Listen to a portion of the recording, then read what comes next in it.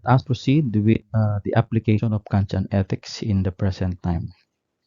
Number one, it is very relevant in understanding ethical dilemmas. What is an ethical dilemma? Also, nung prelim, nakita na natin ang ethical dilemma. No? So, what is the importance of ethical or Kantian ethics in understanding ethical dilemmas? Kantian ethics provide a framework for addressing ethical dilemmas, prioritizing morality, reversibility of actions in decision making. Para bang short tribute ng ating prelim lessons. Piliin natin palagi mabuti, hindi yung madali, ano, universality of actions, yung mabuti, hindi madali. So, at mahaba yung examples natin nung prelim with regard to kinetics in understanding ethical dilemma from our prelim lessons. Laging piliin ang mabuti kumpara sa mas madali. Okay? Professional ethics in the professional context. Kantian ethics guides individuals to act in accordance with universal moral principles, emphasizing integrity and responsibility. So, again, this is not new. Professional ethics will be taught to you by your professional subject teachers also. You will have your own code of conduct. The discussion of your own personal code of conduct in relation to your profession. Also, this topic is not new because we have seen that already during prelim, emphasis on integrity. Ano man ang tama ay panatilihing tama at ang mali ay dapat itama. No? Emphasizing integrity and moral responsibility. Nabanggit na natin yan no prelim discussion natin. What is personal integrity? Kant's perspective encourages individuals to uphold personal integrity by adhering to to our obligations derived from reason and the categorical imperative. The same is true with ethical dilemma and personal integrity. Piliin natin gawin palagi ang mabuti at tama, huwag yung kung ano lamang ang mas madaling gawin. Okay, so that is option of Kantian ethics. It's very easy anyway. We move into the fundamental principles of Kantian ethics. Number one, universal applicability of moral principles. Yung mga sinasabi sa bawat slide actually hindi nagkakalayo. Okay, so he emphasizes the necessity of moral principles that apply universally to all rational beings. Ang kabutihan ng isang bagay ay mabuti sa isang lugar, sa isang pagkakataon, mabuti sa lahat ng tao, sa lahat ng lugar, at sa anumang pagkakataon. Universality, applicable to all.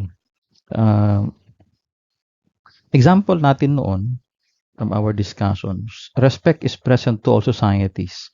Respect is present to all culture. Respect is present to all other customs and practices in each and every places in the world that we can possibly see, or in every culture that we have in the Philippines or in other places in the world, respect is present and it is being practiced in many different ways. Universal applicability, meron. Absolute moral obligation, it asserts that individuals must act in a way that their actions could become universal law, thereby creating absolute moral obligations. Yung in simple perspective, in simple understanding, ay pwedeng tularan, at it is applicable to all as of moral obligation. Let's say for example, hindi tayo pwedeng magsabi ng kabutihan na dapat natin ginagawa kung sa atin mismo hindi nakikita yung kabutihan iyon. For it to become an absolute moral obligation, each and every one of us should perform and do doing what is good and what is goodness, it will reflect and can be seen by other people. By seeing the outcome of what is goodness all about, it can be imitated and being done by some other people, which they have seen it from others, yung nagre-reflect yung bagay na ginagawa natin, absolute moral obligations, universal law. Okay? Autonomy and rationality, it highlights the significance of autonomy and rational determining our moral action irrespective of the consequences. Hindi pwedeng ang ending lang natin ay basta magandang outcome, wala tayong pakialam sa our actions. Dapat mabuti ang intention, mabuti ang action, mabuti ang ending, autonomy and rationality. Pansin nyo, halos magkakaparehas yung sinasabi ko because they go together. Yung sinasabi sa atin.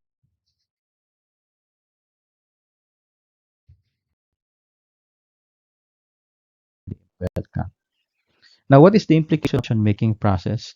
Our moral number two, our moral accountability. And then, of course, the ethical framework for human interactions. Anong kahalagahan ng implications ng categorical imperative? Number one, no, it guides us in the making moral decisions. Nabanggit ko na rin yan nung prelim, paano ang moral decision making process. Dapat your mind is placid, you should be calm, you should be in a quiet place somehow, or your mind is not clouded, moral decision making process. Moral accountability, when we do something, we are responsible to our actions. Remember our prelim exam, we have seen causal role responsibility, causal responsibility, liability capacity responsibility. Moral accountability, we are held responsible in each and every actions that we do. We are bound by the duty to act in accordance with what is rational and universal principle. Okay, so nakita na din natin yan. Ethical framework, basically, kung alam mo na yung tama, sundin yung tama. Huwag mo nang ipagpilitan yung mali, no? Or huwag na nating itagong gawin yung mga kamalian. Okay, so nakita na rin natin yan. Ethical framework in our prelim lessons.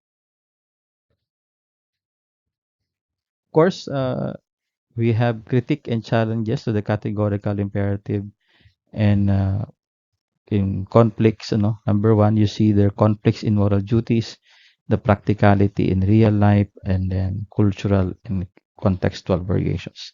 Pansin nyo, sa lahat ng discussion natin, lagi kong nilalagyan ng critique, no? And challenges. When we say critique and challenges, ito yung mga weak points ba? Saan nagkukulang yung philosopher or saan nagkukulang yung kanyang principle or ethical perspective. Sa previous discussion natin, lagi kong nilalagyan ng critique, lagi kong nilalagyan ng application, lagi kong nilalagyan ng challenges. Ito naman yung mga challenges and critique to Immanuel Kant.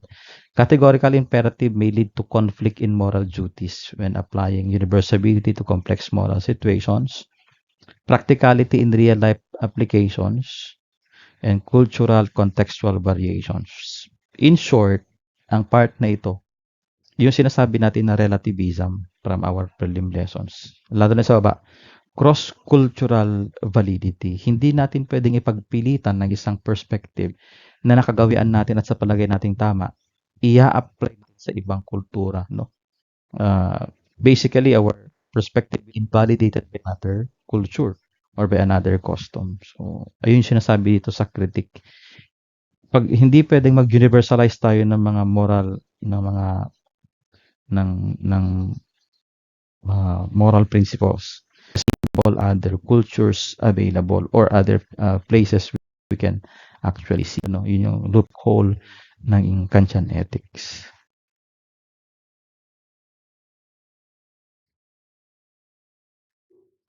The role of autonomy and rational self-governance and duty, respect for individual agency. Hindi na rin bago yung mga term na to dahil nababanggitan natin ito in our previous discussions. What is autonomy in Kantian ethics? Free will, ibig sabihin, may sarili tayong kagustuhan, may sarili tayong decision para sa ating mga sarili. We can do it by ourselves. Okay? Autonomy naman, self-governance, walang external compulsion, walang nagpupumilit sa atin kung ano ang dapat nating gawin. Individual agency, of course, our autonomy, respecting our agency others, acknowledging our capacity to make moral decisions or moral choices. Tayo mismo yung magde-decide. Hindi tayo, walang moral compulsion, walang external influences. Yung sinasabi sa atin ng autonomy and rationality. Kasi we have our reason for us to understand what is good and what is bad, recognize what is right and what is wrong. So that is autonomy and self-governance. And of course, the full function of free will. Then of course, we have rationality in kinetics. Nabanggit ko na yan kanina. The role of reason